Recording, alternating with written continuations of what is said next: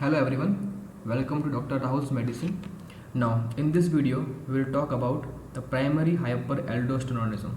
Now, as the name suggests, there is excess level of aldosterone, excess level of aldosterone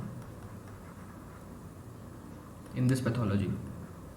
Okay, now first see what are the causes which lead to this condition. Now there are mainly two causes which are associated with the primary hyperaldosteronism. The first one is the bilateral adrenal hyperplasia. Bilateral adrenal hyperplasia. Okay, and the second cause will be the adrenal adenoma. The second cause is the adrenal adenoma. Okay, now what is actually happening in these two conditions is that in the adrenal hyperplasia, the adrenal gland is increasing in number. Okay, so what will happen? The amount of aldosterone will also be increased. Okay, so this is the main pathology in this condition. Whereas in the adenoma, as we all know, all the cancer will increase in size, and due to increase in the size, the level of aldosterone will also be increased. Okay, so the question that come in our mind is what is the most common cause of primary hyperaldosteronism among these two? The most common cause is the bilateral adrenal hyperplasia. The most common cause is the bilateral adrenal hyperplasia. Okay, now in both these conditions, as the level of aldosterone is high, the level of aldosterone is high. Now, so what will be a clinical feature or how a patient will be present to you? Okay, now as the level of the aldosterone is high, so we already discussed that what is the main function of aldosterone? The aldosterone will cause the reabsorption or retention of the sodium. It will also cause the retention of the water, and it will cause the loss of potassium. Let's make it different color, it will be easy for us. Okay, there will be a loss of potassium, and there will be a loss of H plus ion. Okay, so these are the losses: loss of H plus ion, loss of potassium, and there will be gain of sodium and gain of water.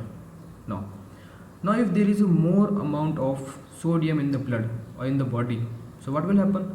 It will lead to hypertension. The patient will have hypertension. Okay, and this hypertension will further lead to what? Headache. So due to increased level of sodium, the patient will have the hypertension. And headache. Now, if there is a more retention of water in the body,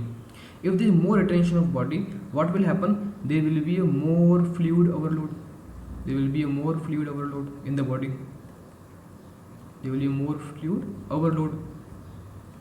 Okay, now because of this fluid overload, the venous return will increase in the heart. The venous return will increase. Okay, now due to this increased level of venous return, what will happen? There will be release of the atrial natriuretic factor. Increased level in atrial natriuretic factor in the body, it will increase. And what this ANF will do? This ANF will cause the natriuresis.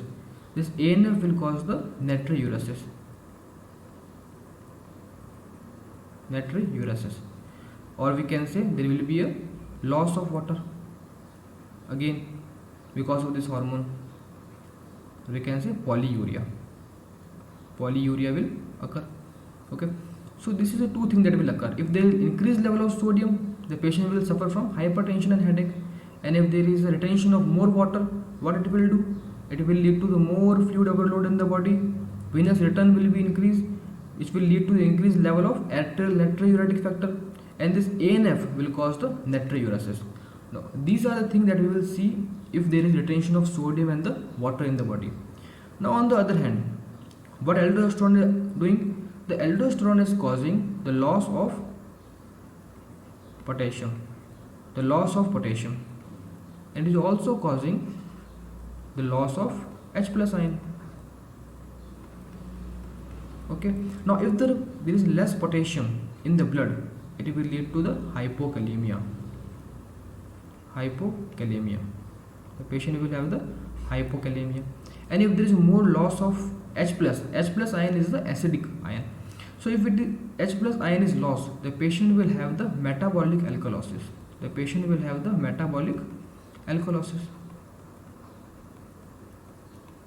So these are the feature or manifestation by which the patient will present with us. Okay, so we'll summarize the clinical feature or the manifestation due to the primary hyperaldosteronism. The first one will be the hypertension. Okay, hypertension and headache. This hypertension and headache, it is because of retention of the sodium. Retention in the body. Now second, there will be a polyuria. Now why this polyuria is occurring? Because of retention of the water.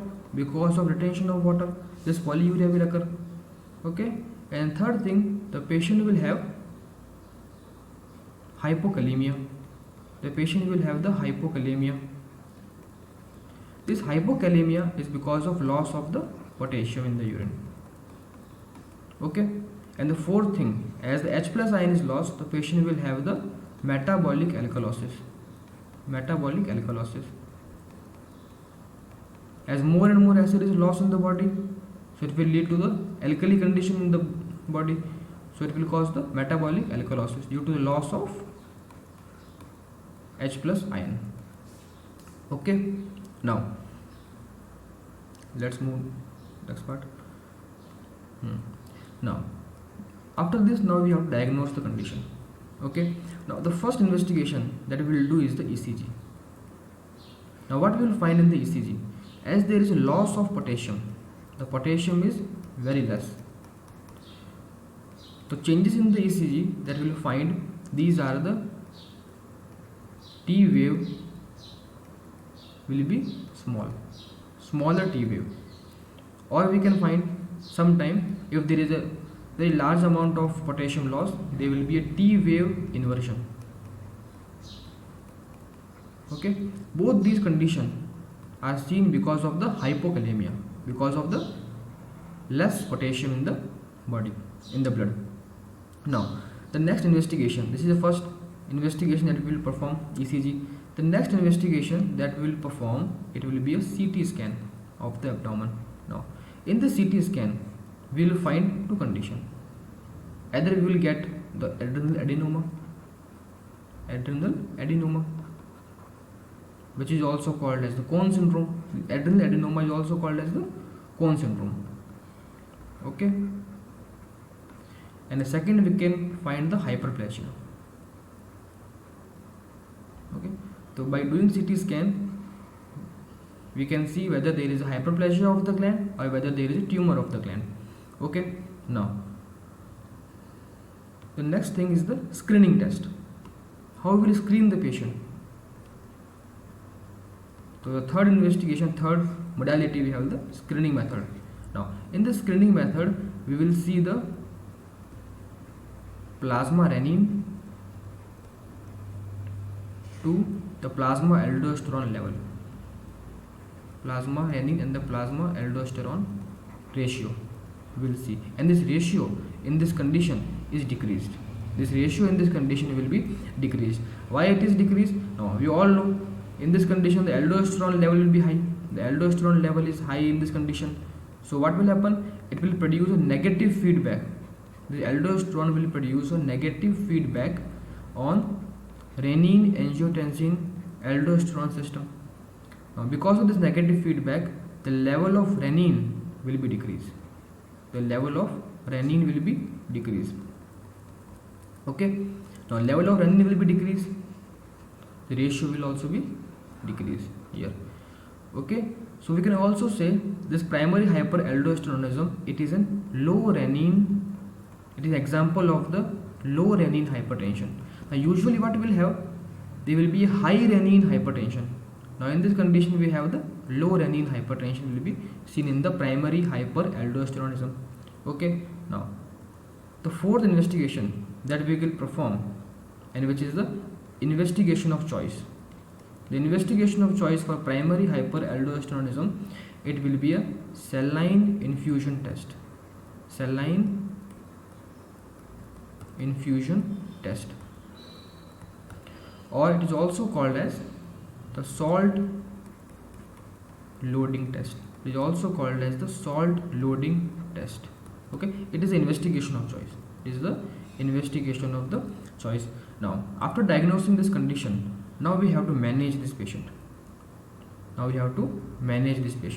Now management of this patient will depend upon the two conditions. Now the cause are two. That is, the first one was the bilateral adrenal hyperplasia. Okay, hyperplasia, and the second cause was adenoma. Now adenoma or the Crohn's disease. Okay, now how to treat the bilateral adrenal hyperplasia? Now if a patient is having bilateral adrenal hyperplasia, the patient, we should give the lifelong spironolactone. This spironolactone is a potassium sparing diuretic. Potassium sparing diuretic, lifelong. Okay, now if it is a Crohn's disease or if it is adenoma of the adrenal gland, in this condition what we will do? Now first step is the we will give patient spironolactone,